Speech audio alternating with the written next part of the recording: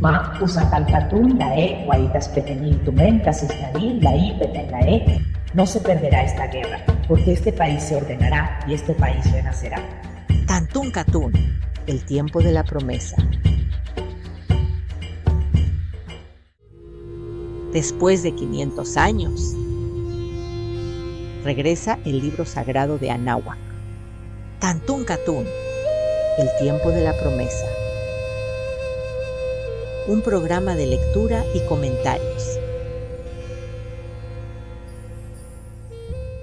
Pues buenos días a todos, estamos aquí en una edición más de Tantún Catún, el tiempo de la promesa, y pues ya como es recurrente, el tema que siempre nos reúne pues, es la lectura de varios fragmentos que hemos recorrido a lo largo de estas ya varias semanas, pues sobre los manuscritos que se tradujeron de Choquén, y pues tal cual los chilames, ¿no? El conjunto de textos que conforman pues este texto sagrado maya.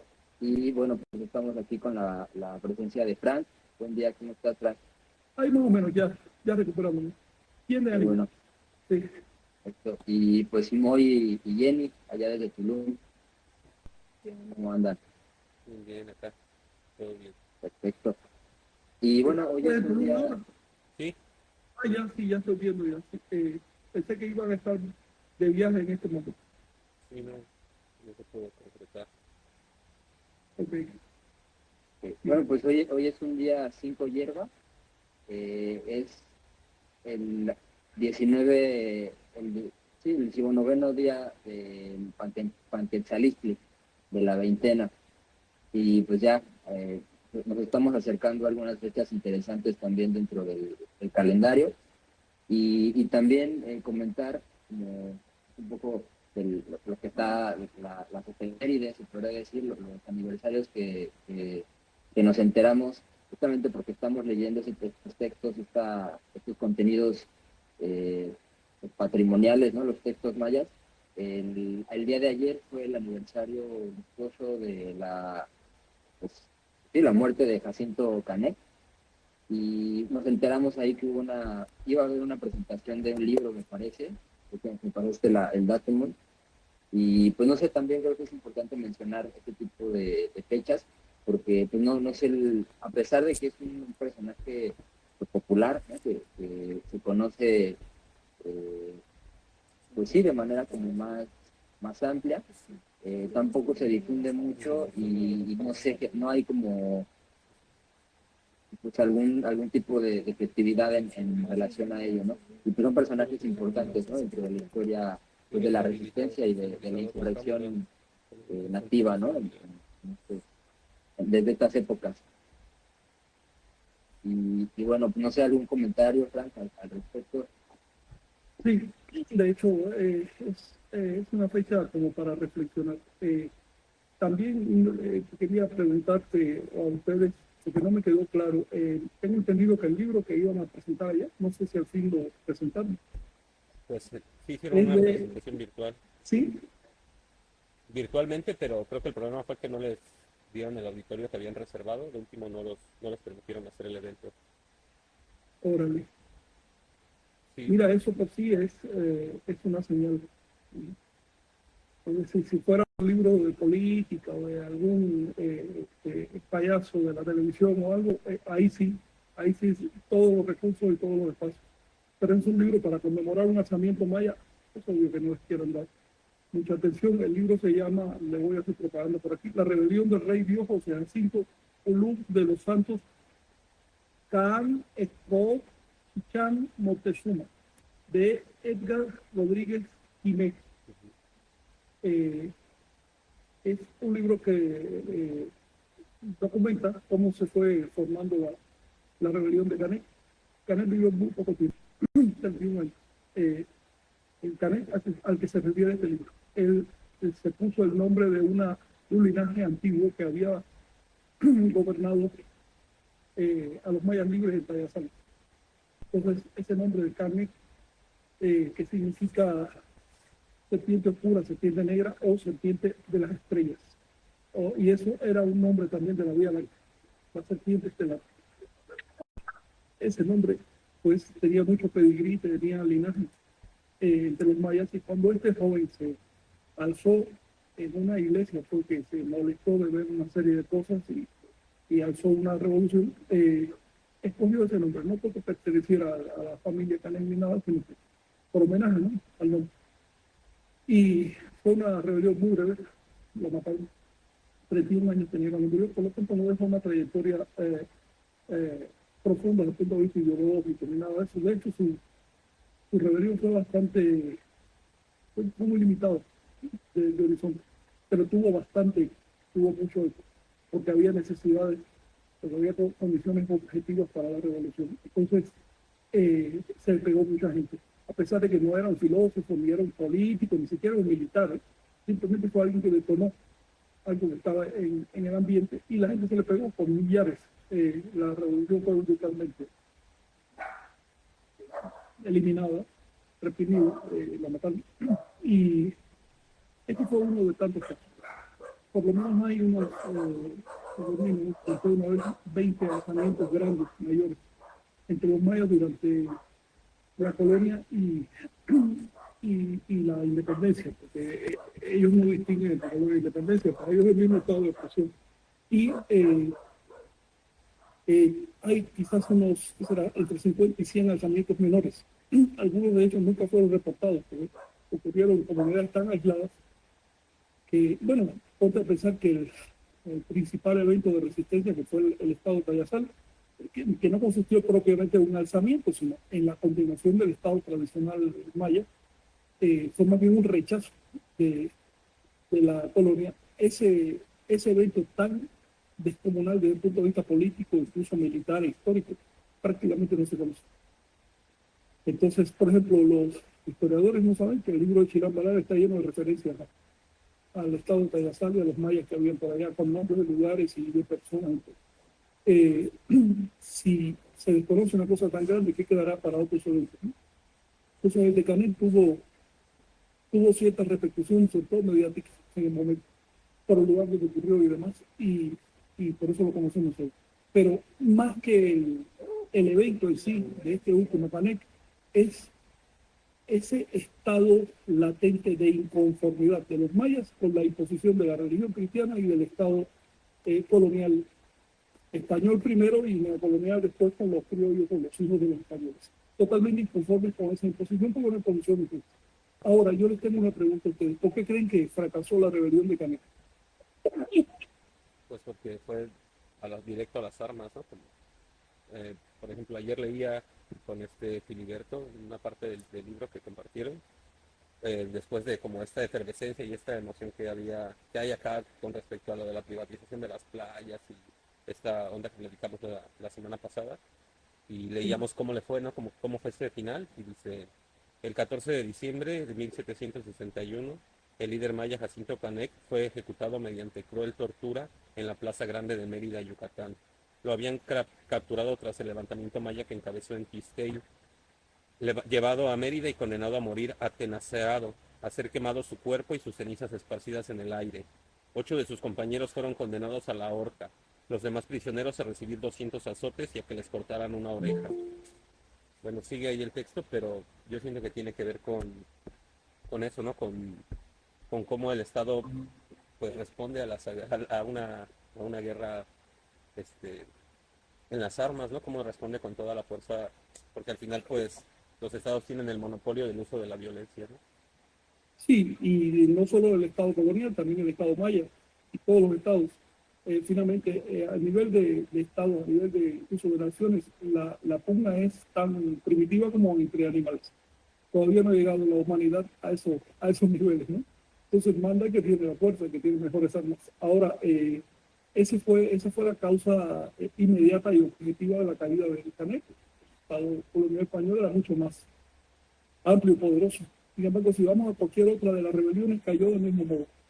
Casi todas cayeron del mismo modo. Alguna quizás se disolvió, que no se supo a dónde llegaron, pero casi todas cayeron violentamente y sus líderes fueron exterminados. ¿Por qué esa constante? Estamos hablando de revoluciones que ocurrían en un país que en ese momento era 95% maya. el componente extranjero era mínimo. ¿Por qué ese componente extranjero pudo imponerse de esa manera tan brutal? Siempre. Esa es la pregunta que tenemos que hacer. Es decir, no,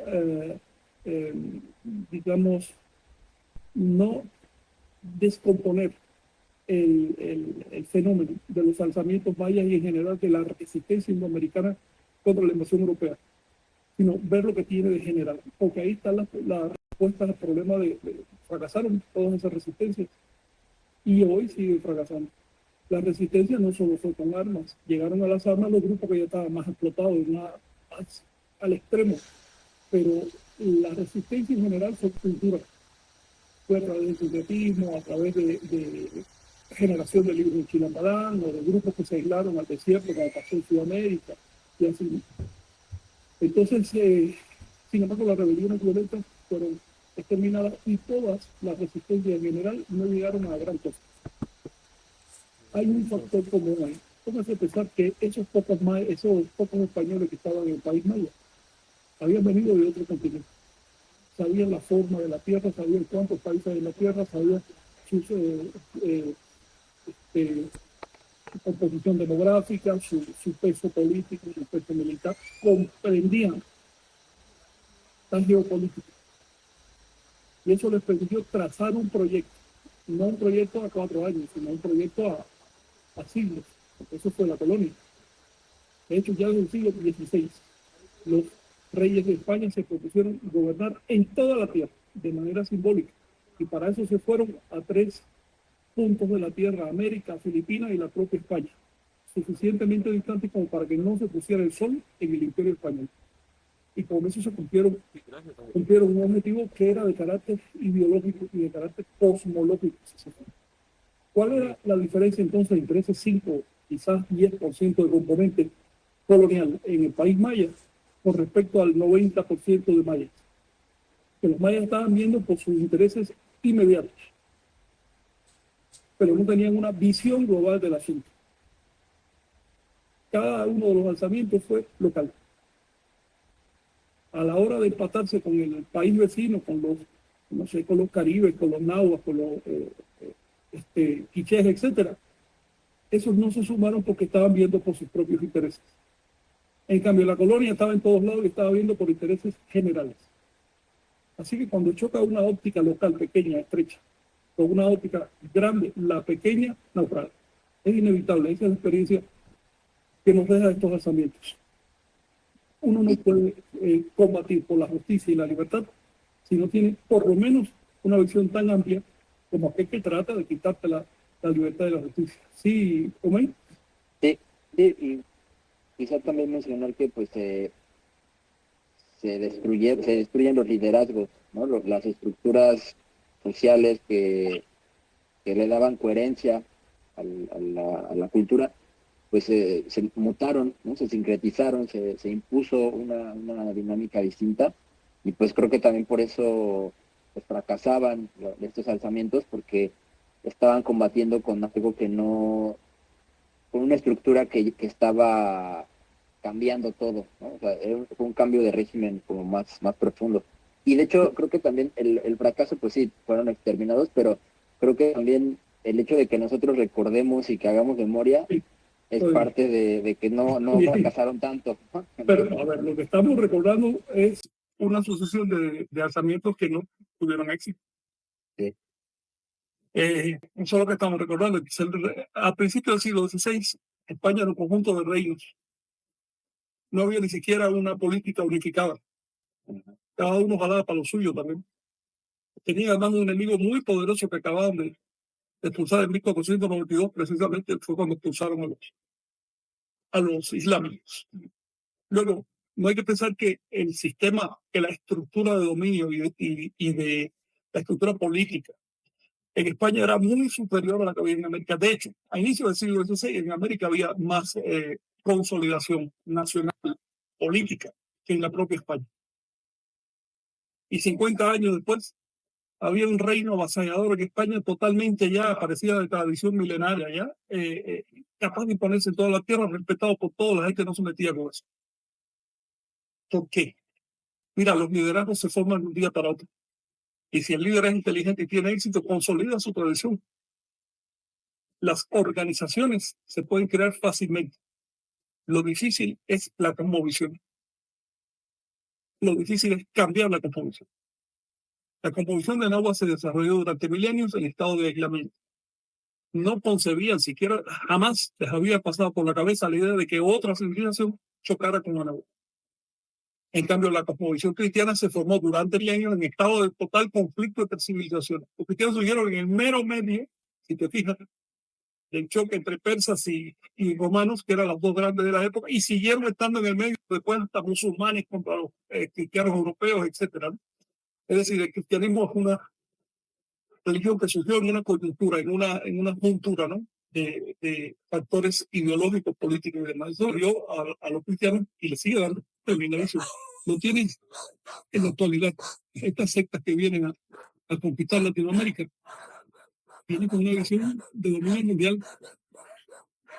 Por lo tanto, son capaces de elaborar estrategias amplias en lo geográfico y en lo histórico. ¿Ves? Pueden conseguir recursos para invertirlo dentro de 10, 20 años. Y por eso están triunfando. Puede decir, hoy vamos para acá, pero mañana para acá. ¿Por qué? Porque las circunstancias están así, no es algo loco. En cambio, cuando tú ves el lanzamiento maya de 1847, resulta que fue por unas gallinas.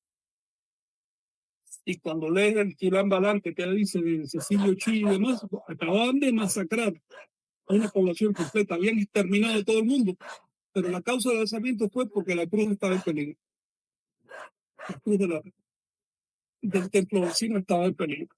A ver, se necesita aprender de la historia cuanto antes, pero cuanto antes. Esta visión local pequeña de que yo voy a defender mis gallinas es la visión que provoca la derrota. Estamos luchando contra un enemigo totalmente organizado, muy consciente, que lleva siglos, que lleva tremenda tradición y que tiene todo un objetivo, tiene etapas, tiene planes bien elaborados y que además se siente con la verdad. Es decir, está convencido de lo que hace. Yo me refiero al hecho de que en este momento todas las fuerzas de resistencia anáhuac están naufragando por el localismo. Yo mismo fui víctima hace unos meses de acoso xenofóbico, es decir, acoso xenofóbico en México, un país tan artificialmente creado, un país que además ni siquiera sabe bien dónde termina la frontera, si en Canadá o en el río Bravo o a dónde va a terminar. Acoso xenofóbico en México por un individuo que dice dirigir grupo de tradición. Y tenemos un individuo, un miembro de nuestro propio movimiento que va y respalda el acoso xenofóbico. Porque nacer un metro después de la frontera impuesta es un delito, según parece. No importa el trabajo real, no importa el objetivo. Importa la ideología que nos ha sembrado durante 5 siglos. Entonces hay que moverse sí mismo. Hay que atacar internamente. Todo lo que está pasando entre los grupos de tradición hoy, los grupos de tradición no van a llegar a nada. Ustedes ya son un fracaso histórico. Fracasaron cuando todavía eran inmensa mayoría y cuando tenían ejércitos enteros. Y por supuesto van a fracasar ahora que son 4 gatos emplumados saltando en una plaza. ¿Quién va a sentir nada por eso? La gran lección de la historia es que no es por ahí, es por otro lado. Eso es lo que yo pienso, eso es lo que estoy viendo. Sí, y a mí me resultó interesante también el nombre, al final dice Moctezuma, ¿no? De todo el nombre largo de Canek. No sé, me imagino que ha de tener una referencia también al personaje, ¿no? Los chilanos Balame dicen que Moctezuma es la piedra angular de los mayas. No sé si se referían literalmente a Moctezuma, el personaje histórico. Es evidente que Moctezuma y sus consejeros estaban informados de las profecías y demás, y sabían todo esto, eran gente culta, ¿no? Lo sabían mucho mejor que nosotros. Así que probablemente el libro se refiere a ellos, pero el hecho de que este señor haya adoptado el título de Moctezuma me indica que hay un linaje de tradición oral que dice ese título representa. La verdad faltan datos para saber qué tanto representa. Moctezuma en lo personal fue un cobarde que traicionó a Nahua, ¿no? Entregó el país Nahua en manos de los españoles. De modo que no creo que se refieran a ese acto, a ese evento, a ese hecho. Pero es muy probable que Moctezuma haya dejado un testamento. Cuando vio que lo iban a matar y que ya no había nada que perder, es muy probable que haya dejado un testamento, una carta, exhortándolos a resistir y que el libro se refiera a eso. Porque finalmente la traición de Moctezuma fue por tonto, no fue por malo, ¿no? Fue porque pensó que podía dominar la situación, acostumbrado como estaba a vivir sin enemigos, solo en Anáhuac, haciendo lo que le daba la gana. Entonces pensó, estos españoles yo los controlo con un movimiento de una mano. Y resultó que aquellos tenían mucha más experiencia y usaron ese movimiento para enredarlo y terminaron matándolo. Entonces, Moctezuma es un personaje trágico que en el plan histórico representa lo peor que pudo haberle pasado a Nuevo, ¿no? Pero la verdad es que los chilames dicen que es la piedra angular de los chilames. Entonces yo me refiero, o más bien pienso que se refieren a algún comando que les dejó. Y me llama la atención que 240 años después, este joven, Canek, se haya puesto ese nombre. Parece que, y también se puso el nombre de Itzá, que eso hay que tenerlo en cuenta, que era apelar al gentilicio antiguo de los mayas. Los mayas en la colonia se llamaban mayas cristianos, ese era su nombre oficial, mayas cristianos, para distinguirlos de los mayas no cristianos que vivían en Playa Salta. Pero en la gentilicio anterior a que llegaron los españoles era Itzá. Entonces, parece que seguía viva esa memoria y quería reconstruir el Estado maya hispánico.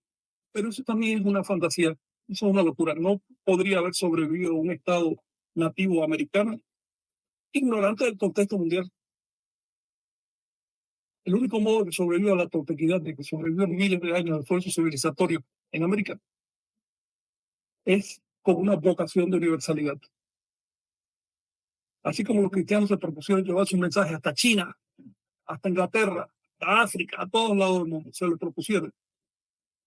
Nosotros tenemos que proponernos que la toltequidad sea universal. Solo así le daremos una perspectiva apropiada al esfuerzo. No estoy diciendo que lleguemos a la universal, pero que vamos a enfocar el esfuerzo.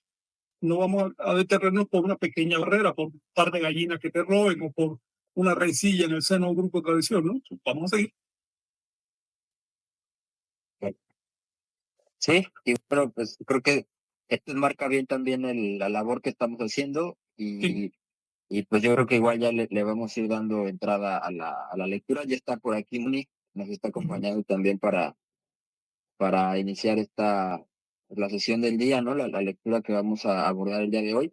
Y pues igual, como siempre, una meditación previa a la lectura. Y creo que también esta práctica meditativa, al ser una práctica universal, creo que también es interesante que se lleve a cabo porque pues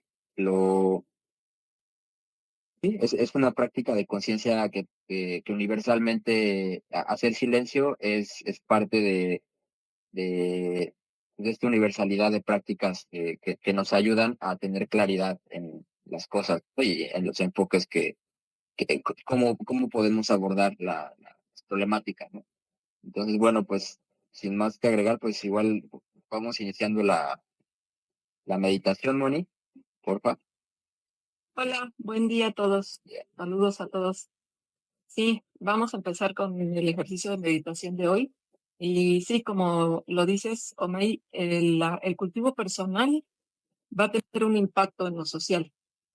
Algo de lo que también mencionó Frank y algo de lo que tiene que ver con el tonal de hoy. Ese es el consejo Toltec. Que empecemos por el cultivo interno. Habla en términos de sanación, pero es más que nada cultivo personal internamente que después se va a proyectar en lo social. Entonces, vamos a empezar con nuestra práctica de hoy. Y vamos a disponernos para ello. Vamos a como acomodarnos en nuestra silla, en el lugar donde estemos. Vamos a colocarnos en una posición cómoda y vamos a cerrar nuestros ojos.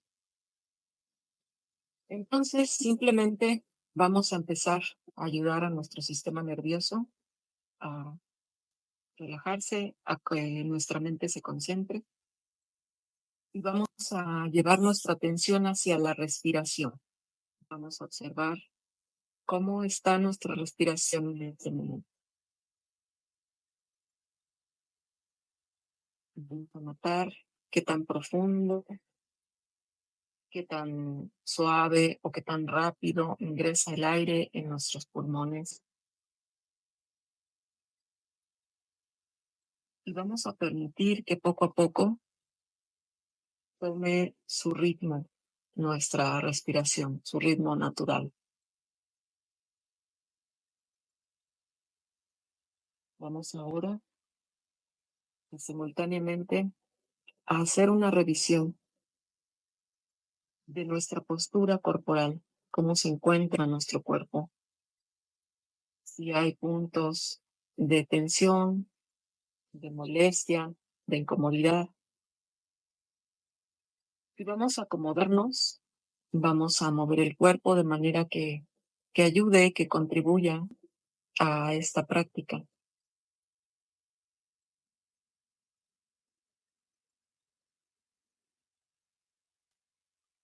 Y ahora vamos a permitir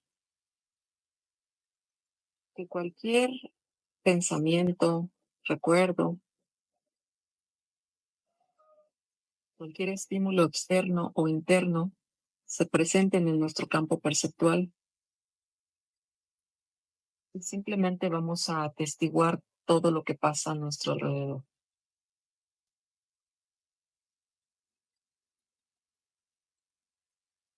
Podemos darnos cuenta que a veces hay estímulos que están simultáneamente. En este momento somos capaces de darnos cuenta.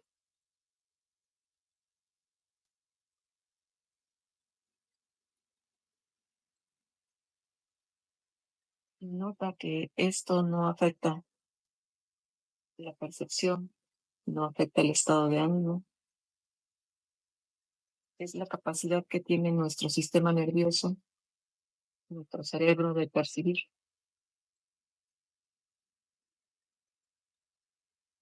Y ahora toma nota interna de cuán constante eres en tu práctica, qué dificultades presenta, porque ese cultivo interno va a tener repercusión, va a tener un impacto en el exterior. Entonces, solo nota eso muy gentilmente, date cuenta.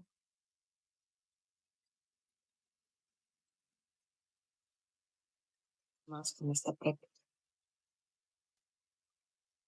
Y así como estás, con tus ojos cerrados, vamos a estar unos instantes observando, atestiguando cualquier pensamiento, cualquier reflexión, comentario de la mente, cualquier sonido, cualquier sensación corporal que pase por el campo perceptual. Y en unos momentos te aviso para continuar.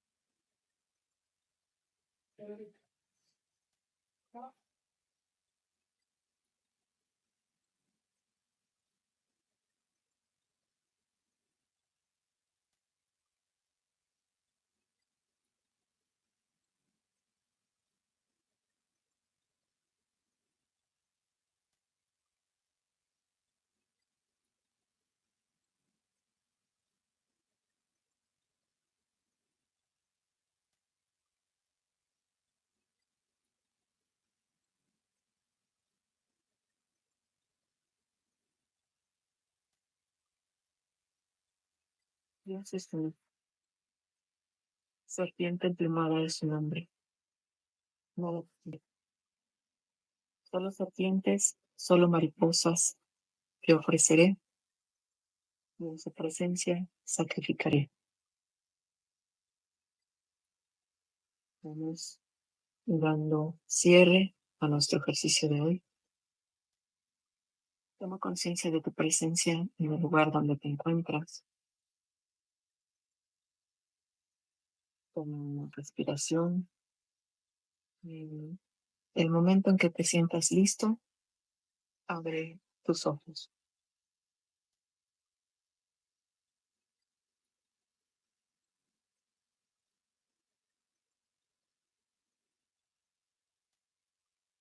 Muy bien, pues vamos a dar paso a Jenny para que inicie con la lectura de hoy.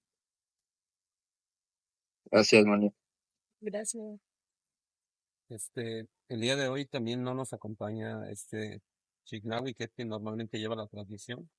Y por acá me comentan ponen en los comentarios que hay algunos problemas con el audio. No sé si persisten los problemas, pero de todos modos, Chignawi me comentó que al final de la transmisión, si hay problemas con el audio, él va a limpiar el audio para recibir el video con el audio reparado.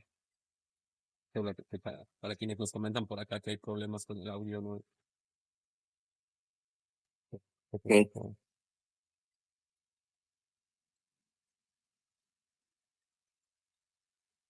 Bueno, entonces vamos a leer. Ahora vamos con Mayel 7, que habla del Catún 1 Ajao, de la serie K20, que fue de 1640 a 1660, luego de 1900 a 1920, luego va a ser de 2160 a 2180, y así va a seguir. Luego Catún 1 Ajao, de la serie K24, de 1632 a 1656, de 1944 a 1968 y de 2256 a 2280. Y sigue, ¿no? Antes y después. Entonces, esto es de Chumayel, de las láminas 93 a la 95, Tisinín de la 128 a la 129 y la 134, y de Shoken de la 152 a la 154. Dice, sexto, el Catún 1 Ajau es el sexto Catún. La ciudad de Emal es la sede de este Catún. En esos días descenderán de las arenas del corazón del agua la señora de cola negra que escucha y el hablador de 3 dobleces. Caerán cuerdas, caerán sogas para ahorcar, bajarán del cielo, no es palabra falsa. Se realizará lo que dice el Señor del cielo, no es palabra falsa. De perro, manchada será su apariencia. De buitre, pecadora su apariencia. De roedor sus dientes, de fiera su cuerpo. De rata será el rostro del gobernante. Muy malos serán sus pensamientos y su palabra. Muy malo su corazón. Muy mala su mirada y su pisada. Muy mala la ofrenda de sangre de los gobernantes y los sabios cuando gobierne el cuadrado rostro del cargador. Entonces vendrá un enjambre de moscas, bajarán del cielo para morder al ocelote y a la serpiente. Con crueldad morderán al dragón del alimento, con crueldad aniquilarán al sostenedor, al ocelote que alimenta, con crueldad aniquilarán el alimento. Durante 7 años morderá el enjambre de moscas. Durante 7 años morderá a la serpiente. Durante 7 años morderá el enjambre de moscas. Cuando baje la justicia de nuestro Señor Dios sobre los de la flor, sobre los blancos invasores de la tierra, sobre el gran perverso, el mono guerrero, llegará una nueva palabra y una nueva enseñanza, pero los mayas no la admitirán en sus corazones. Les exhortarán a que acojan la palabra de Dios, el Señor del cielo, para que rectifiquen su camino y sus costumbres. pero los mayas no querrán escuchar la palabra de Dios. Más bien se entristecerán los corazones de los señores y los jueces mayas. Poca fe tendrán los gobernantes de la tierra, no creerán en la palabra sempiterna y gloriosa. El guardián de la tierra prenderá fuego en honor al emblema maya del puro Dios único y la admirable y pura iglesia única. Gritarán para que escuches la palabra del Señor del cielo, el Señor sobre el mundo. Se entristecerán todos en el corazón de la tierra cuando vengan a estremecer los extremos de la tierra y a estremecer el centro de la tierra, cuando llegue el día en que bajen en sus barcos los temibles extranjeros que vienen del otro lado del mar. Es la palabra de Dios. 3 veces bajará la justicia de nuestro Señor sobre la tierra. Entonces descenderá sobre la tierra el gran ejército de los blancos invasores. En verdad se conocerá el rigor cuando entren. Entonces bajará el arrebatador y comenzará a sacar ojos la lechuza de la tierra y cortará gargantas el mono guerrero y perseguirán el gavilán, el coyote y el lobo de la tierra. Entonces bajará el Señor infinito para cortar la cuerda de la carga de la miseria. La cortará el Señor en lo alto del cielo. Es la palabra del verdadero Dios. Y caerán sus culpas sobre todos. Vendrá del cielo el castigo por las mentiras de la tierra. Seguirá una extrema sequía. Entonces extremará sus demandas el diablo, el anticristo. Demanda de apuñalar con cuchillos, demanda de capturar con trampas, demanda de disparar con fusiles, demanda de golpes en exceso, demanda de machucarse con piedras. Cuando termine el Catún, en el corazón del monte, recibirá sus impuestos César Augusto en muertes por palo y piedra.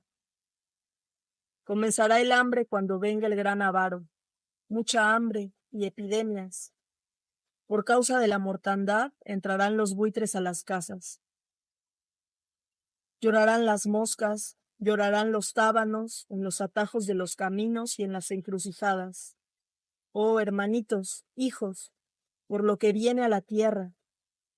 Es la palabra de guerra del Catún Ajao. Una lluvia de torbellinos de fuego es la carga del Catún Unuajao. Una lluvia de hilos de agua, una lluvia chorreada del cielo. De un golpe penetrará la coa en la reseca tierra, en este dañino Catún. Entonces nos caerá la carga del servicio y nos caerá la carga del tributo cuando llegue el cristianismo.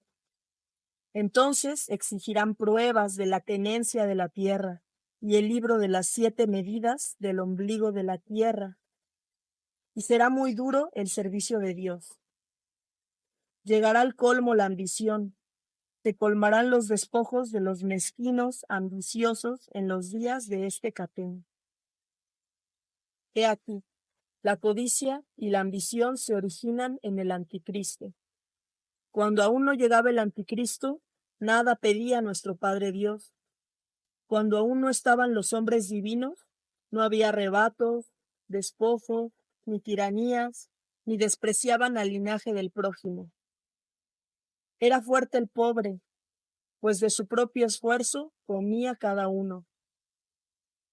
Pero cuando comenzaron a llegar los que vienen del otro lado del mar, devoraron todos los frutos de la tierra. Ah, sufre el corazón del Señor del cielo. Pero dejará de recibir oro el anticristo, y no vendrá más el anticristo, pues no lo quiere nuestro Padre Dios. No se perderá esta guerra, porque este país se ordenará, y este país renacerá. Y ahí termina.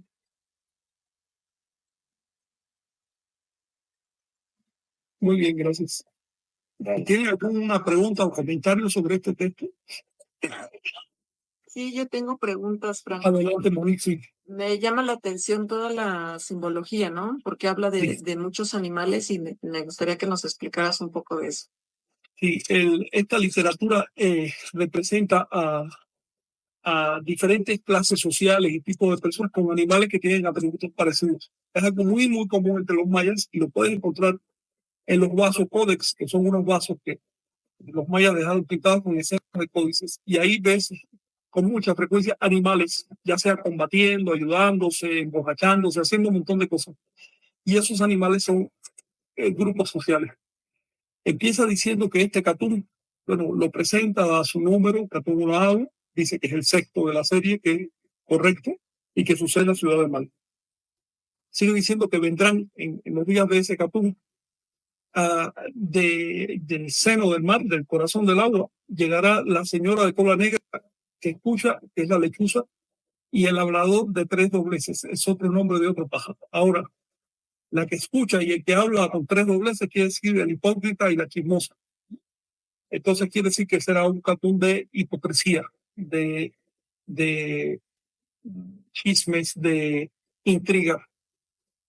Eso efectivamente fue lo que ocurrió cuando llegaron los españoles. Hubo dobleza. Como la gente fue convertida a las malas, no había una verdadera, no había ninguna estima por el cristianismo, esa es la realidad. Despreciaban el cristianismo, pero estaban obligados a ser cristianos.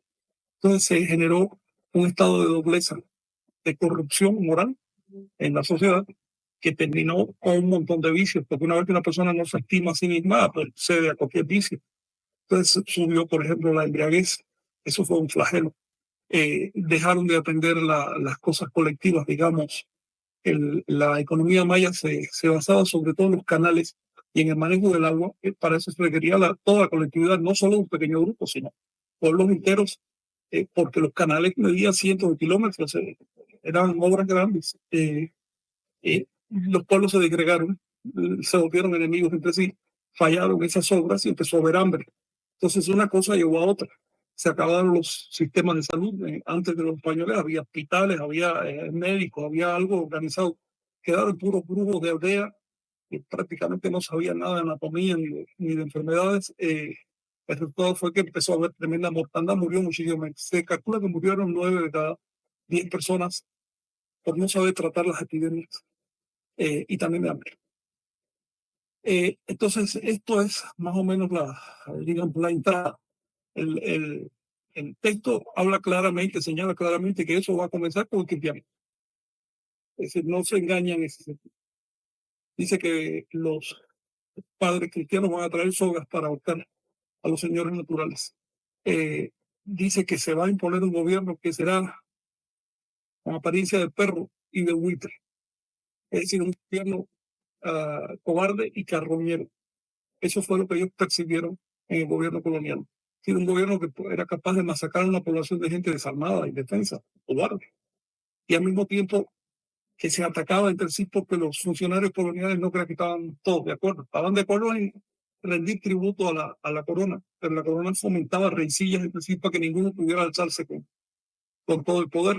Es decir, fue verdaderamente un cambio brutal de modo de vida y de todo. Esto es un mentis y insisto en que refuta las tesis de los hispanistas que dicen que la conquista fue pacífica, fue tranquila y que fue una ganancia para los anahuacos. Bueno, mira lo que están diciendo los mayas. Están reportando lo que pasó realmente. Estos textos no los han leído los hispanistas y no creo que quieran leerlos, porque finalmente echan abajo todas estas tesis, ¿no? Si tienen alguna otra pregunta específica, no hay algo concreto. Sí. Sí, ¿A qué se refiere que el enjambre de moscas morderá al Es ocelote y la serpiente? sí. Las moscas son los ejércitos. Tú tienes dos interpretaciones. Moscas puede ser el pueblo llano. Cuando te dice que las moscas llorarán, que llorará el pueblo llano, será. Pero cuando dice que bajará un enjambre de moscas, algo organizado, son ejércitos. Y van a morder al ocelote y a la serpiente. Las digamos, familias gobernantes mayas se caracterizaban por una piel de ocelote que se ponían. Y su título general era Jaucan, señor serpiente. Entonces, cuando te dice que van a morder a los ocelotes serpientes, van a exterminar las clases nobles, los sabios, los sacerdotes, las familias gobernantes y demás. Los van a atormentar, por eso dice que los morderán. Y además dice que ese enjambre de moscas con crueldad aniquilará al sostenedor, al ocelote que alimenta. Aquí se refiere a un ser llamado Pot, que lo pintaban como un gato o un ocelote, que es la planta de maguey.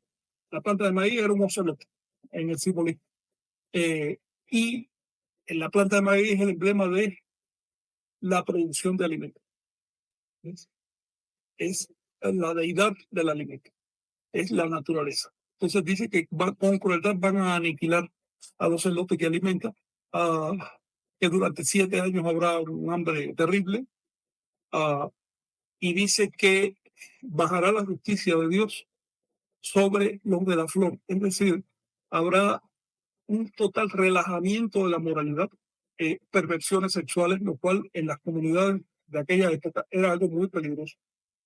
Primero, porque no sabían cómo tratar las enfermedades y demás, y segundo, porque mistificaba los linajes y hacía que la gente no se reconociera a sí misma. El relajamiento, por ejemplo, de las restricciones sexuales hizo que empezaran a heridarse los europeos y los nativos de América. Y entonces, estos nuevos hijos, ¿de dónde eran? No querían ya ser nativos, querían irse con sus padres. Y eran un fermento dentro de las sociedades nativas de separatismo y de denuncia y cosas. Lo primero que hicieron los hijos mestizos de los nativos fue denunciar a sus padres por prácticas idólatras para ganar puntos con las autoridades coloniales. Hubo muchísima gente que mataron, quemaron, ahorcaron por acusación de idolatría por sus propios hijos. Entonces, por otro lado, esa generación cuando creció tenía conciencia de culpa y trató de justificarse a sí misma generando la leyenda de los salvajes caníbales sacrificadores. Si tuvimos que hacerlo porque aquellos eran salvajes, aunque no habían vivido en etapas prehispánicas. Esa generación fue la que creó el cuento de los sacrificios humanos. Si tienes alguna otra cuestión. Sí, tengo otra cuestión. Menciona mucho ya la palabra abiertamente de cristianismo, ¿no? Y que vendrán los cristianos. ¿Esto a qué se debe? ¿Por qué ya en este libro sagrado se menciona tal cual? ¿En qué época se escribió? Bueno, acuérdate que este libro tiene un núcleo prehispánico que se escribió mucho antes de los cristianos. En ese núcleo ya había profecías que anunciaban un cambio. Obviamente, en los textos prehispánicos no existía la palabra cristiana. Cuando estos textos fueron transcritos en 1544, es decir, 2 años después de la ocupación país maya, un par de sacerdotes los transcribieron. Y se sabe incluso el día exacto los nombres y apellidos de los sacerdotes que hicieron esta nueva versión. Ellos adaptaron las profecías a lo que estaban viviendo. Entonces empezaron a hablar de cristianos. Después ya, a medida que avanzaba la colonia, cada copista que hacía otra vez una versión le ponía un pedacito más de secretismo. Y empezaron a surgir copistas que eran cristianos, eran católicos, realmente, sinceramente. Y entonces querían de alguna manera justificar a sus pasados. Es decir, hay varias capas en estos textos que con crítica antropológica se pueden separar. Tú sabes qué pertenece a cada época, ¿no? Si lo ves todo mezclado, de pronto, pues, bueno, ¿al cristiano o anticristiano? O sea, ¿no? Te voy a poner un ejemplo. Dice el verso 9, les exhortarán a que cojan la palabra de Dios, el Señor del cielo. Es decir, los padres cristianos refleja la prédica de los padres cristianos. Están diciendo los padres que acepten al Dios del cielo y que rectifiquen su camino. Pero sigue diciendo, los mayas no querrán escuchar la palabra de Dios. Es decir, era una prédica nueva para ellos porque ellos no creían en un Dios personal. Entonces decía, ¿cómo que me estás hablando de una persona en el cielo que me va a juzgar directamente? Esto no es correcto. Y eso generó mucha fricción. Sigue diciendo que sí, hay un verso extraño. Mira que yo lo leí por primera vez hace tanto tiempo. Tenía yo 20 años y me llamó ya la atención. Que dice, el guardián de la tierra prenderá fuego en honor al emblema maya del puro Dios único y la admirable y pura iglesia única. Esta es la traducción del español, pero cuando lo lees en maya, no está hablando con términos cristianos, sino con términos de la religión maya. Me pregunto a qué se refiere esto. Estoy pensando que se trata de quién es el guardián de la tierra. Es eso de que prenderá fuego en honor al emblema maya. Evidentemente eso no es un rito católico. ¿Ves? Sigue diciendo, del puro Dios único. Si lo lees en maya dice Purna Pu. Y la admirable y pura iglesia única. En maya dice tú, Suyil o Suyil Funab iglesia. La palabra iglesia sí está en español, pero Suyil Funab es el nombre que le dan estos textos al conocimiento esotérico, el cual era rechazado por los católicos. Mi impresión es que están hablando de un intento que hubo a principios de la colonia de hacer una nueva iglesia maya, una nueva religión maya, que aceptara la invasión, que se actualizara y que al mismo tiempo le diera unidad a todo el grupo. Pero dice que los señores, los gobernantes de los diferentes pueblos no van a querer aceptar eso. ¿Quién sabe qué tantos episodios hubo en esa historia que nos hemos perdido o que no fueron reportados por fuentes europeas o españolas? ¿Alguna otra cuestión?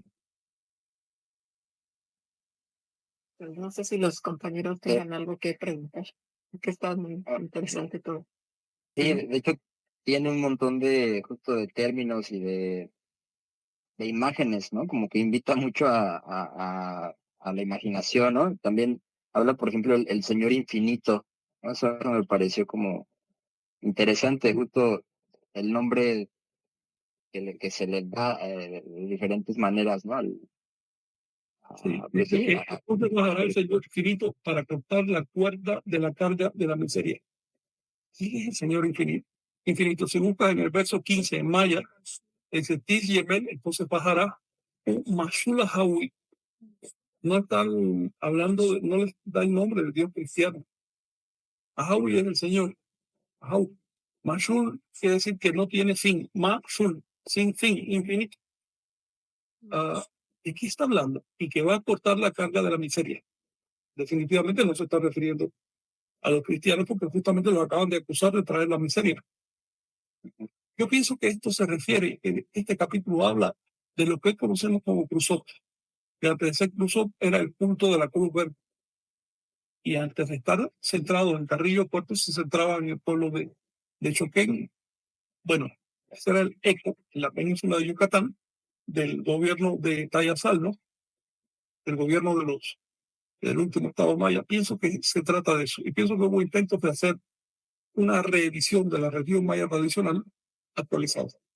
Es evidente que estos sacerdotes y líderes que sobrevivieron en Tayasal, estos sí eran estadistas. Estas personas sí tenían una visión bastante más amplia, ¿no? No vivían en una aldea y se daban cuenta de que era necesario crear una, una contraparte a la invasión. Es decir, responder a esa invasión con algo equivalente. Esto es algo que he hablado siempre aquí.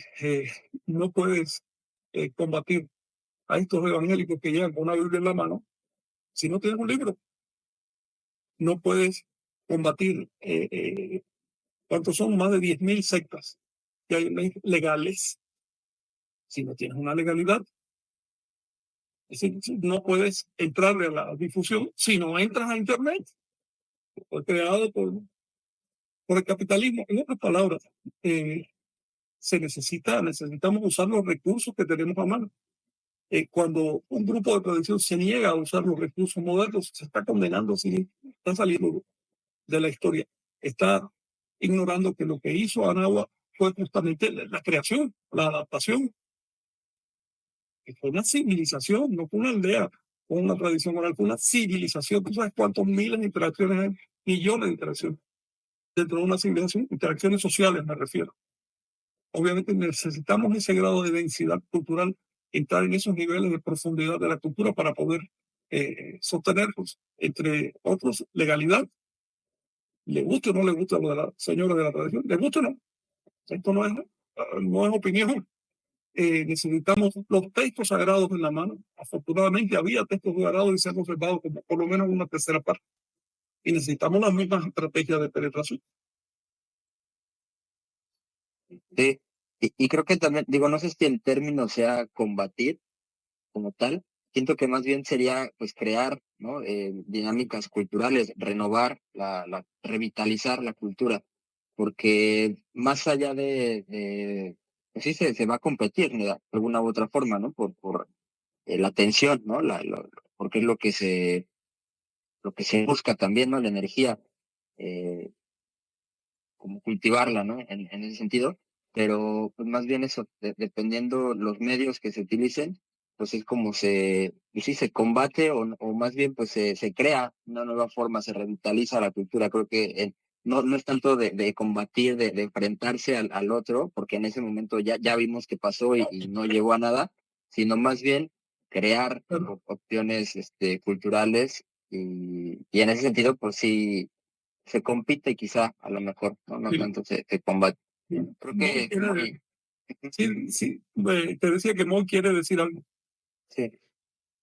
Bueno, yo era un poco del mismo sentido del comentario anterior de cómo se nota que están de alguna forma usando los recursos del enemigo en ese momento para combatirlo. Bueno, en varias partes del Chilam Balam, pero en esta parte, cuando los llama el anticristo, ¿no? Pienso Sí, como, de eso quería hablar ahora justamente. bueno, para mí me hace pensar que quienes escribían tenían ya un entendimiento de que podían hacer una equivalencia entre los valores que supuestamente pregonaba el cristianismo con, no equivalencia, sino más bien un contraste con las acciones que estaban llevando los cristianos, ¿no? Como de alguna forma decirles como la propia religión que ustedes tratan de imponer, y que es el pretexto de esta conquista, este, les dice que lo que están haciendo no es lo correcto, ¿no? O sea, como que al llamarlos el anticristo, por ejemplo, a mí me hace pensar que ya sabían que había una equivalencia entre su Cristo, su ungido, y el Mesías o el Quetzalcóatl que estábamos esperando acá, ¿no? Ahí hubo algo más. Ahí hubo algo más que ahora le voy a decir, pero quisiera regresar a lo que estaba comentando Omey, porque estaba tocando un tema necesario. Y es a ver, el enemigo es la ignorancia, ¿ok? No es una persona, no es un grupo. El enemigo es la ignorancia. Contra eso, contra lo que hay que luchar. Los demás, bueno, depende. Si te atacan, tienes que defenderte, pero si no te atacan, a ver, somos hermanos, estamos por lo mismo. Hay que tener en cuenta, a ver, estamos usando un medio, todos estamos usando Internet, esto no es creación anahuac.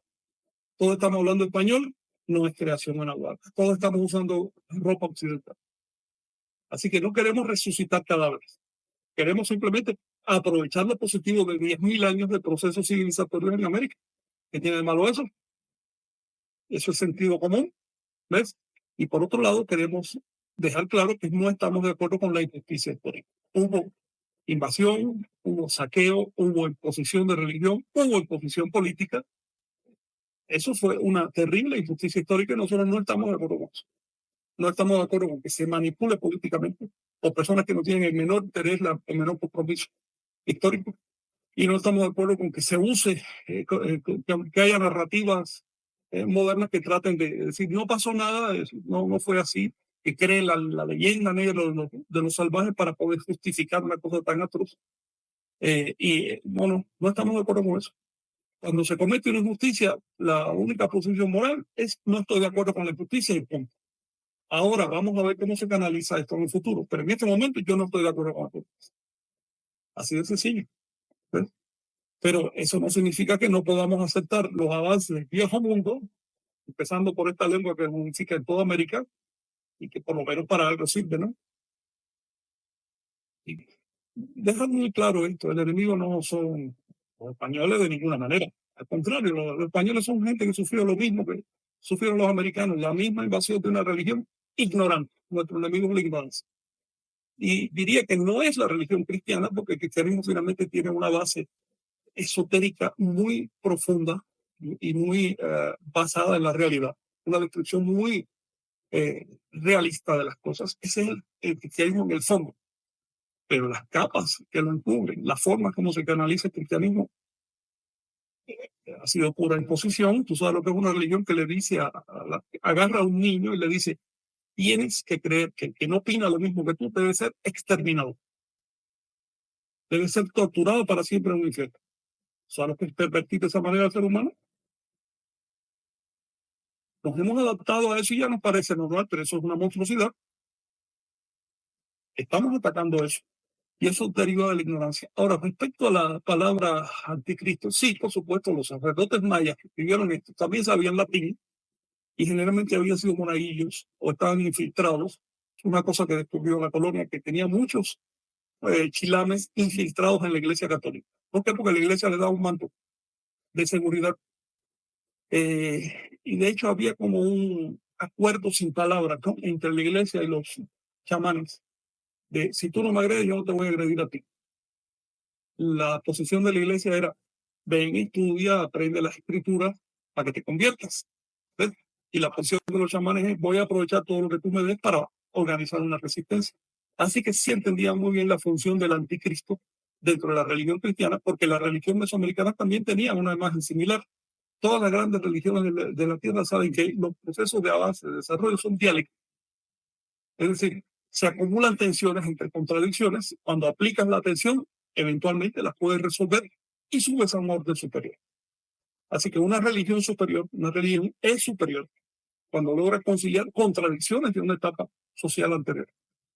O sea, se hace funcional a esa etapa anterior, a esa etapa que divide, que opone. Por ejemplo, te pongo un ejemplo. La religión cristiana respecto a su precedente, que es la religión judía. En la religión judía, ¿cómo se organizaba la vida social? A través del miedo. Había 628 leyes y si no las cumplen, iba a muerte. Los cristianos descubrieron que la misma vida social se puede causar a través del amor, ya no del miedo. Así que ya no se trata de que tengo que cumplir por miedo con una ley. Jesús violó la ley. Dijo: aquí lo que tiene que sentir amor por la comunidad. Y hasta hoy, finalmente, la iglesia más grande de la tierra se mantiene por el amor de los míos. No es necesario que el cura le esté cayendo arriba a cada persona. Entonces, claro, fue un salto social. La etapa anterior se califica técnicamente de anticristo. Son las fuerzas reactivas inerciales que tratan de tirar el proceso, de abortar el proceso. En todas las religiones lo vas a encontrar: vas a encontrar un anti-Buda, vas a encontrar un anti-Mahoma, por decirlo de una manera. En el Islam no son tan crudos, pero vas a encontrar esa posición polar. Y también existía en América entre Kisin, entre las fuerzas de la oscuridad, que son los señores del inframundo, y las fuerzas del cielo.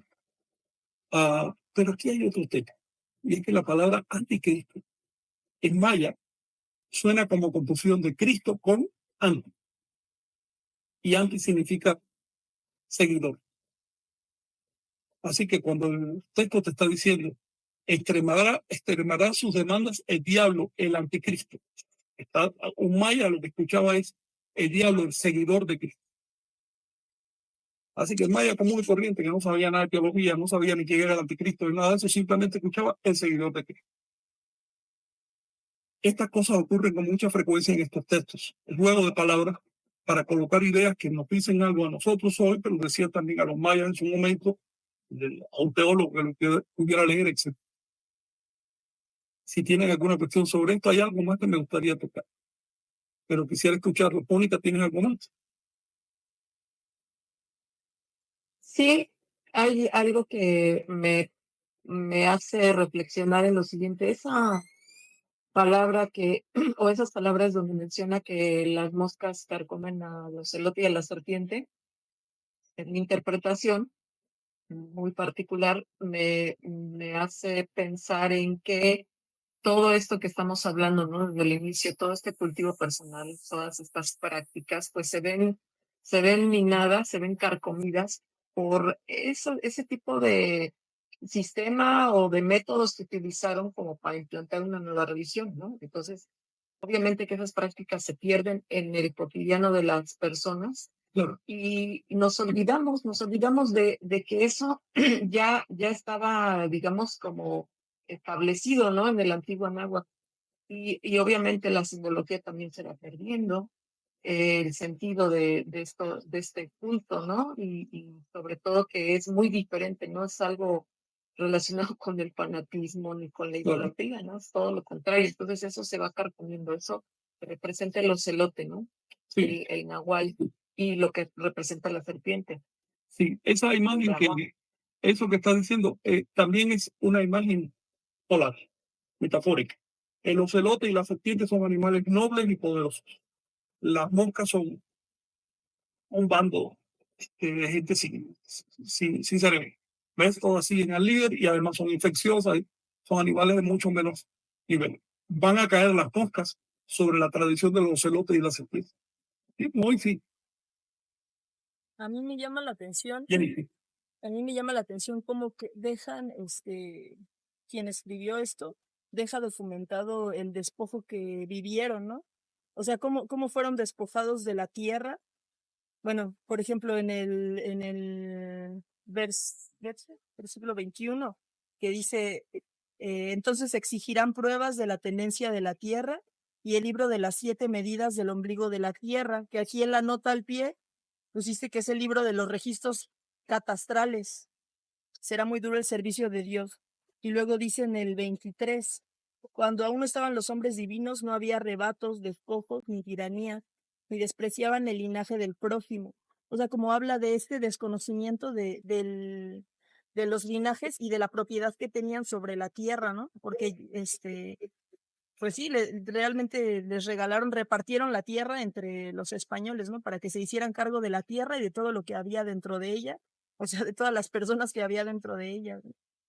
A ver, el sentido de tenencia era diferente, pero el simple hecho de que diga que aquí se exigieran pruebas de la tenencia y el libro de las 7 medidas, significa que sí había, a ver, no es que cualquiera llegara y se cogiera un pedazo de tierra, de ninguna manera, así no hubiera sobrevivido una civilización. La tenencia no era tanto individual como del grupo de Calpulli, que asignaba a cada familia el terreno que iba a cultivar durante tantos años y después iban rotando y demás. Esto se hacía por la forma un poco primitiva de cultivo que agotaban la tierra. En esa época no es como ahora que vienen los abonos y eso, y la tierra puede seguirle. No, no, no. Si tú no tienes abonos, después de 3 años esa tierra ya casi no da fruto.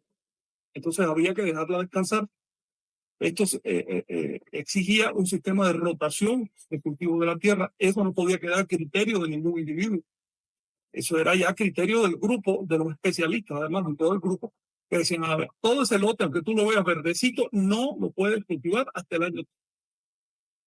¿Cómo explicarle eso a la gente? Mediante un sistema de tenencia. No es que no hubiera tenencia de la tierra, es que no era la tenencia individual que vino después. El libro de las 7 medidas del ombligo de la tierra se llamaba así, ese libro, que era el libro de catastros. Catastros quiere decir límites de terreno entre pueblos y demás.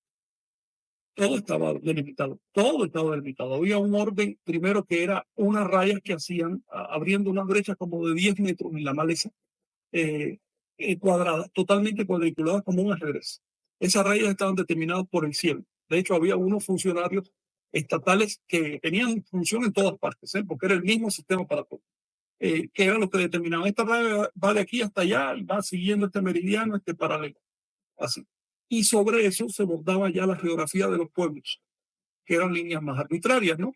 Y que ya tenían que ver con la montaña, el río, lo que delimitara al pueblo. Y sobre esa geografía del pueblo, que era más bien el pueblo del Calpulli, ese era el grupo de dominio de ese territorio, ya se bordaba la geografía particular de cada persona, que era una asignación.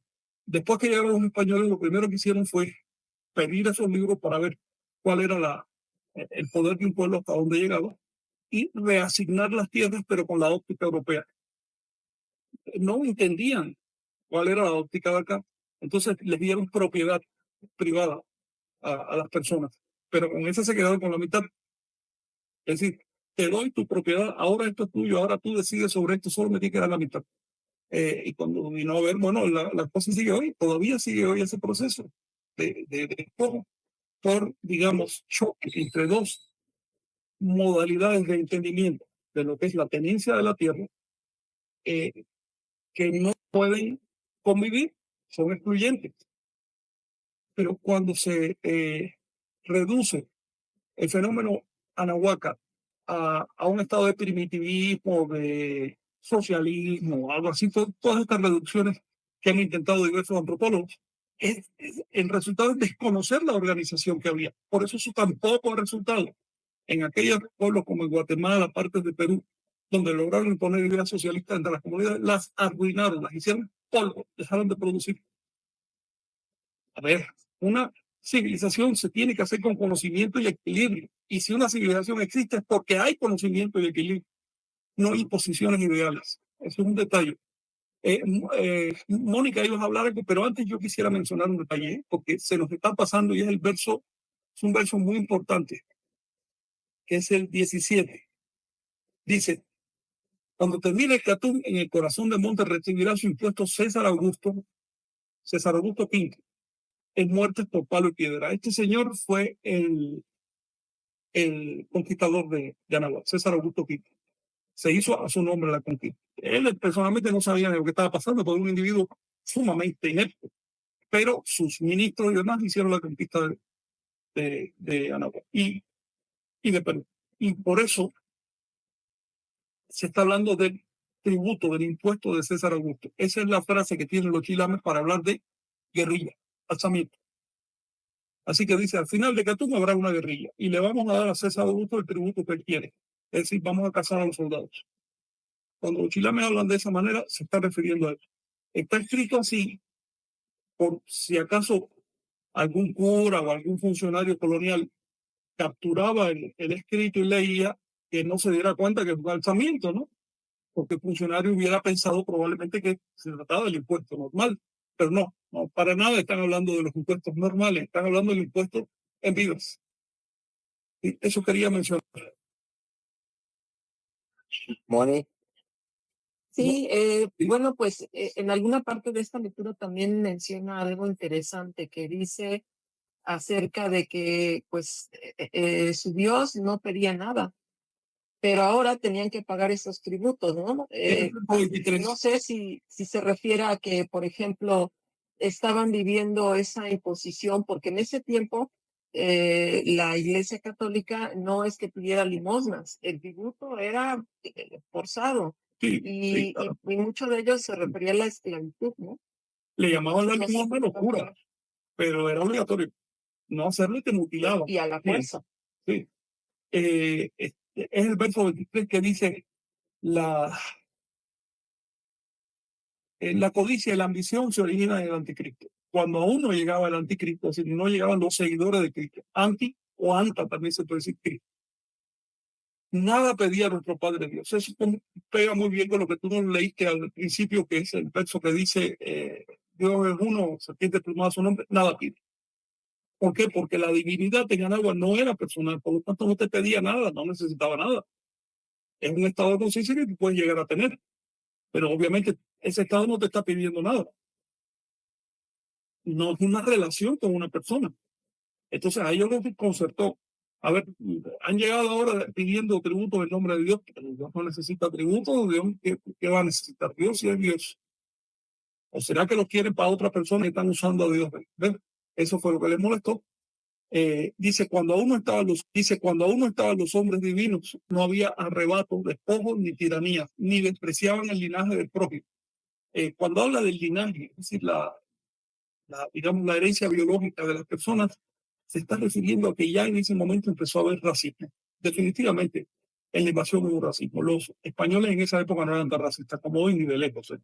Estaban adaptados, como digo, con los musulmanes y con los africanos y demás, por lo tanto eran muchísimo más amplios. Pero aún así había reticencia respecto sobre todo a los nativos de América. No despreciaba, antes no había desprecio por el linaje que tú tuvieras y ahora resulta que si tienes un linaje así, eres despreciado. Aquí estamos viendo el principio de un fenómeno que contaminó después a Europa y lo sigue haciendo, que es el racismo. El racismo no es más que miedo a lo diferente y refleja el hecho de que, mira, aquí tenemos una cosa también en cuenta. En Europa ha habido migraciones de pueblos del norte al sur. Lo que hoy consideramos españoles hace 5 siglos eran nórdicos. ¿Sí? Eran estas personas rubias, de ojos claros, esos eran nórdicos. Los españoles eran diferentes, los españoles eran latinos. Entonces ha habido una invasión de pueblos nórdicos sobre el sur de Europa, y los pueblos nórdicos, recuerdan, fueron los últimos en entrar a la civilidad, eran salvajes todavía hace 1000 años. Por lo tanto, estaban aislados y le tenían miedo a lo diferente. Y ese miedo se ha ido imponiendo a la civilización europea, lo cual es una verdadera lástima, porque si no se cuidan de eso, la va a destruir. Y estamos viendo justamente cómo en el siglo XVI, a inicios del XVI, empezaba ese fenómeno. Así que estos libros no solo nos muestran lo que pasó en México, sino también lo que estaba pasando entre los europeos, lo que estaba pasando entre los cristianos. Ten en cuenta que unos poquitos años antes ya había ocurrido la reforma luterana, los mismos cristianos estaban en problemas, estaban divididos. Esto también se refleja aquí. Otra cosa que se refleja en los libros de Hiram Badán es sorprendente, es lo siguiente. En esa época en Europa, por debajo del cristianismo y de manera clandestina, había religión, había creencias gnósticas. Ten en cuenta que los cátaros todavía regían en parte de Francia en ese momento, los cátaros sebastianos. Es decir, la composición religiosa de Europa no era tan homogénea como hoy. Había mucho gnosticismo detrás de estas creencias y esos gnósticos vinieron con la invasión y hablaron con los mayas y les transmitieron sus ideas. Todo eso se recogió. Y estos libros son una mina para entender la historia. Sí. Sí, iban a hablar. Sí, fíjate que estos textos también nos revelan el impacto que tuvieron a nivel psicológico de darse cuenta de todo ese entramado. Es decir, esto echa abajo esa teoría de que los mayas y todos los nativos de la náhuatl eran gente salvaje que no tenía capacidad de pensar. Esto revela fielmente cómo se daban cuenta de todo eso, se daban cuenta de todos estos manejos, manipulaciones, de cómo cambió, cómo esa imposición de una nueva ideología cambió toda la dinámica social que tenían. Sí. Muy Degradó profundo, muchísimo la cultura de náhuatl. a niveles muy profundos. Sí. Entonces, decir, hay tantos mensajes aquí. Sí, al que nos principio del siglo hablan de- XVI estaban muy claros, habían heredado una civilización. 100 años después está totalmente degradado. Eso hay que tenerlo en cuenta. No podemos usar una fotografía actual de una comunidad nativa de México, de América, y decir esto fue lo que hubo. No es así. Se cayó una civilización, no se cayeron unas aldeas. El libro termina diciendo, dejará de recibir oro el anticristo y no vendrá más el anticristo porque no lo quiere nuestro Padre Dios. Recuerda que en Maya, te lo voy a leer, un sok kamik takin el oro, takin anta Cristo, es decir, dejarán de recibir oro los seguidores de Cristo. Lo que pasa es que al traducir, si yo traduzco literalmente seguidores de Cristo, pierdo la fuerza del concepto de anticristo que estaba presente en el autor. ¿Ves? Porque él está diciendo, no solo son los cristianos contra nosotros, sino es el anticristo contra los propios cristianos. ¿Ves? Es que ellos están divididos entre sí. Dicen una cosa y hacen otra. Es lo que quiere decir el autor. Dice, no lo quiere al anticristo, no lo quiere nuestro Padre Dios. No se perderá esta guerra porque este país se ordenará y este país renacerá. Con esto ustedes se dan cuenta de una característica de estos textos. Primero exponen las condiciones terribles que vivieron los anahuacas. Después hacen una proyección profética y finalmente terminan con una nota optimista, para no dejarlo todo deprimido, ¿no? Entonces, esa nota ya es totalmente profética, es a futuro. Este último texto es, fíjense la frase. Dice, es decir, no, Mausatal Hatun Lai, es decir, no se perderá esta guerra. Guay, Tas Petenil, es decir, Guay, este país, Tumen quiere decir porque lo ponen al final, porque este país, Tas quiere decir que se ordenará en capas. Tas son las capas del cielo y del inframundo. Es decir, se ajustará, se encuadrará, dejará de estar desperdigado. Una cosa que reciente los chilames es que cuando llegaron los españoles, quebraron el país. Se desataron los nudos, se desataron los lazos. Cada comunidad se fue por su cuenta, cada cual seguía su propio criterio. Pero de pronto se van a volver a ordenar y entonces el país renacerá. Yo creo que esto de volverse a ordenar tiene que ver con cobrar conciencia de lo que pasó. Cobrar conciencia histórica, saber en qué momento histórico estamos, ordenar el pensamiento, ordenar las capas mentales. ¿Alguno de ustedes quería hablar? Moni, Sí, yo. Sí. Sí, fíjate que esto también me recuerda lo siguiente, que pues las religiones actuales ya no satisfacen a la mayor parte de la población. Está la humanidad buscando respuestas, pero ya el tema de que existe un ser sobrenatural todopoderoso ya no es suficiente. Ya con el avance de todo la ciencia y los conocimientos, descubrimientos, ya llega un punto en que eso es incoherente. Entonces, creo que este renacer también alude a que el sistema que utilizaban ellos de pensamiento, que era muy objetivo, las prácticas que no tienen que ver con creencias, creo que eso es lo más funcional para cualquier ser humano.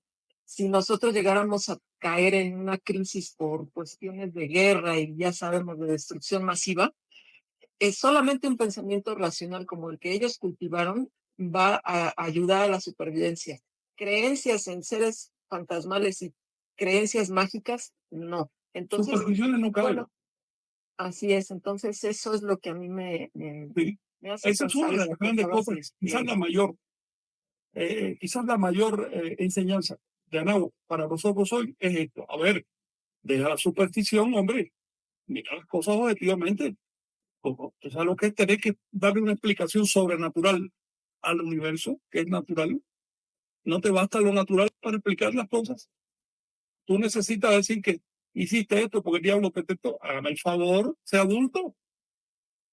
Tú necesitas inclinarte delante de un ser sobrenatural para pedirle favor. Ponte a trabajar, hombre. Eso es lo que nos dice la historia de Nahuatl.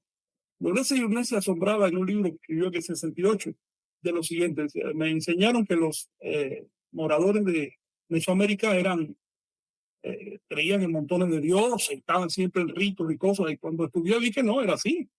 Su religión estaba en las antípodas, dice ella, de lo que me habían dicho. Era otra cosa.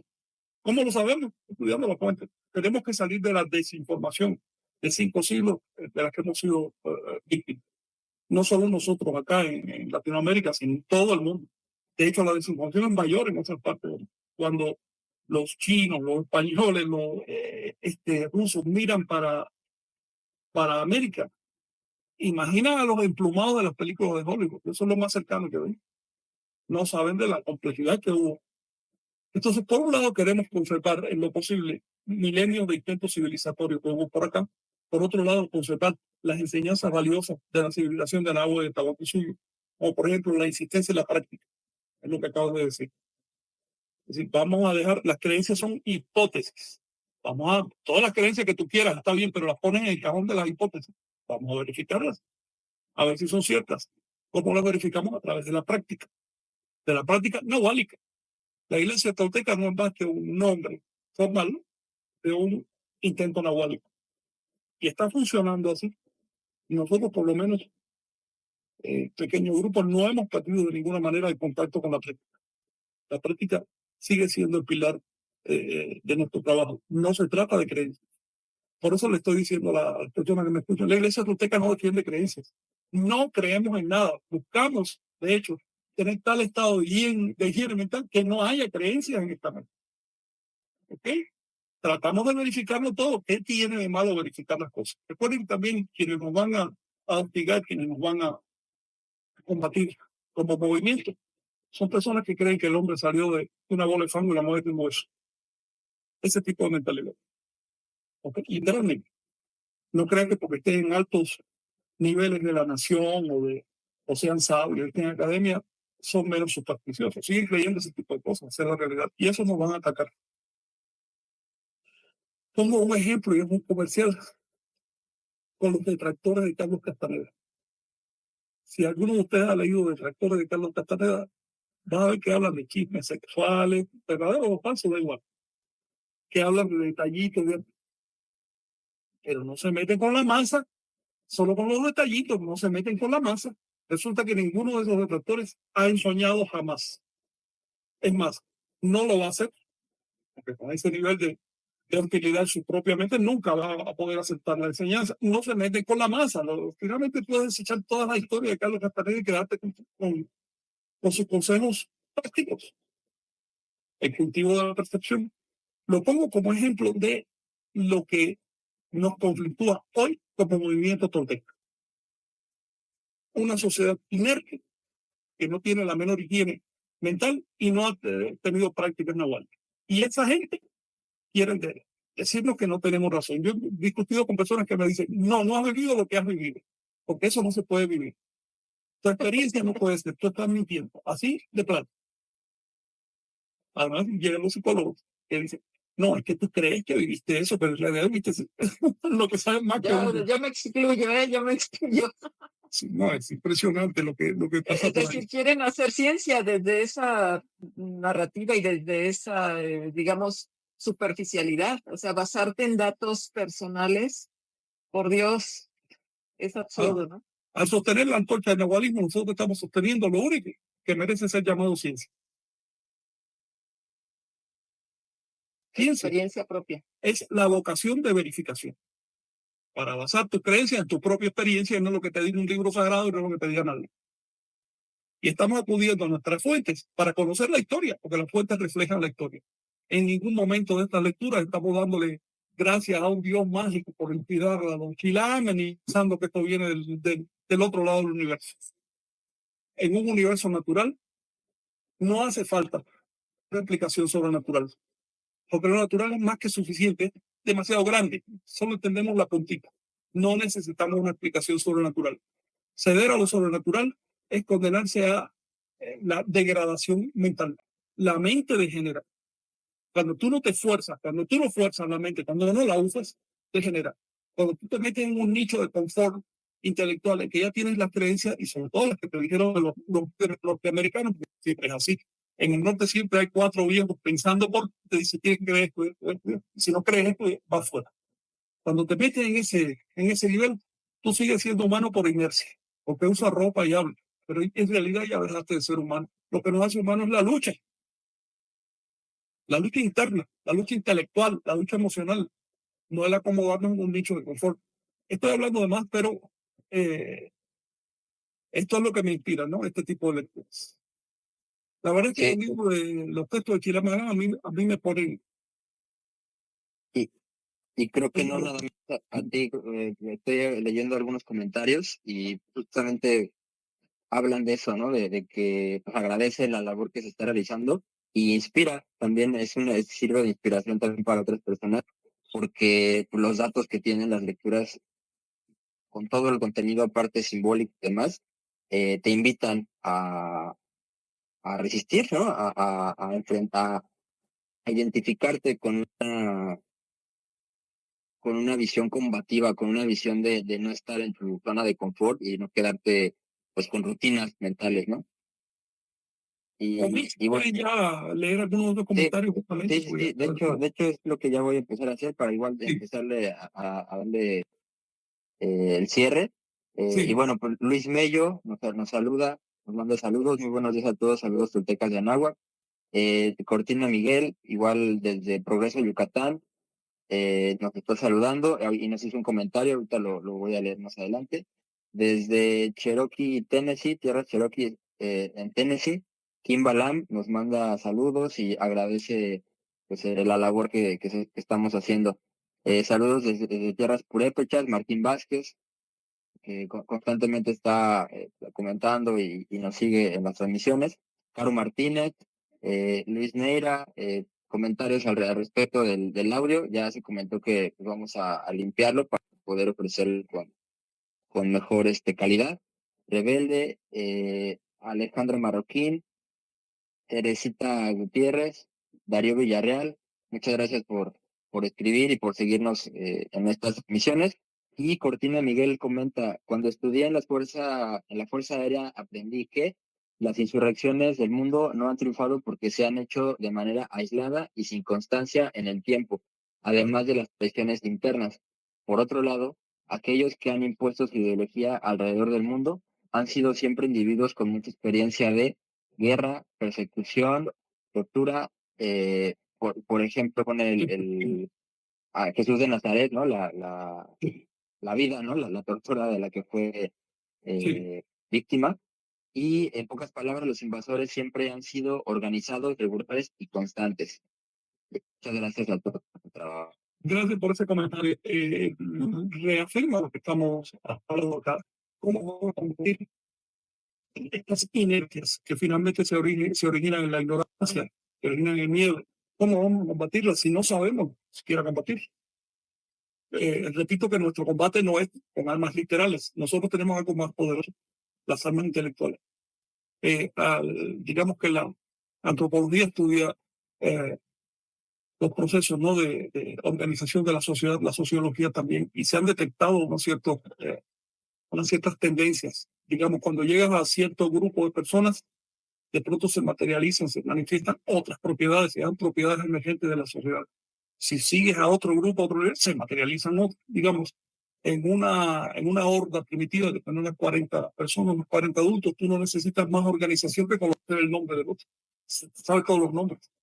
Pero cuando pasa a una tribu que es más allá de los 2.000 personas, ya tú necesitas hasta un policía necesitas soldados, necesitas un dirigente, es decir, se materializan otros niveles estructurales porque de otro modo desaparece el grupo.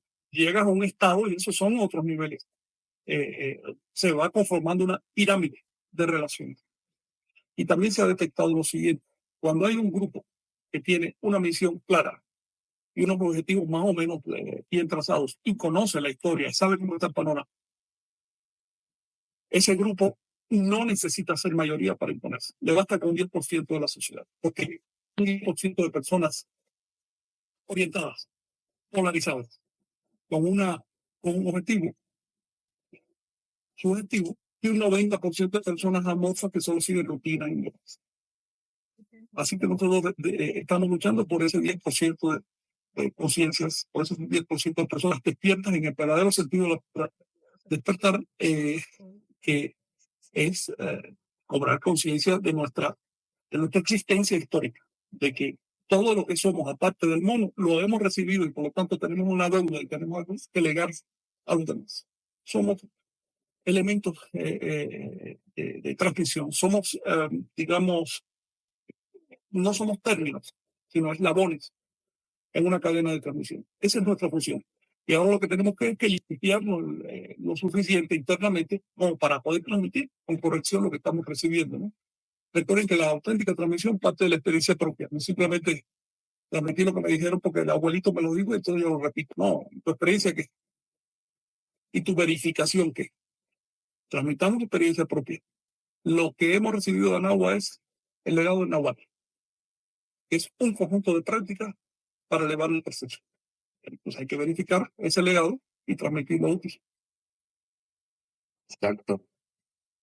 Sí, y pues es alentador de alguna u otra forma escuchar, bueno, leer los comentarios, ¿no? Y las reflexiones que también surgen al respecto. Igual José Cruz nos manda felicitaciones. CPU Zúñiga, súper interesante los análisis, muchísimas gracias. Y respetos al trabajo que están realizando. Saludos desde Cali, Colombia. Jay Itzcuintli Antares Silva, sintamos la guerra, queridísimos toltecas, y actuamos en consecuencia. Y Cortina Miguel igual nos vuelve a comentar: seamos constantes en el amor a la toltequidad, no estamos aislados, nos une la sed y el hambre del orden que nos ha traído aquí. Tlazocamati, saludos a todos. Pues sí, pues la verdad es que nos ayudan un montón con sus comentarios, la verdad, para darnos cuenta realmente la resonancia que tiene esta labor, y también compartiendo y pues siguiendo las transmisiones. Ustedes son parte, ¿no? Todos los que sigan transmisiones son parte de este movimiento que está en una etapa de experimentación también. No tenemos la verdad, no tenemos más que compromiso, ganas de hacer las cosas, y pues partimos también de la práctica, ¿no? De la integralidad. Si hablamos de toltequidad, hablamos de coherencia, y pues también eso a nosotros nos impulsa a también ser coherentes y dar nuestro mayor esfuerzo para llegar a realizaciones, ¿no? Y pues no sé si alguien quiere comentar algo al respecto. Muy Jenny, porque ya nos estamos ya llegando al límite del tiempo. Por mí ya está. Sí.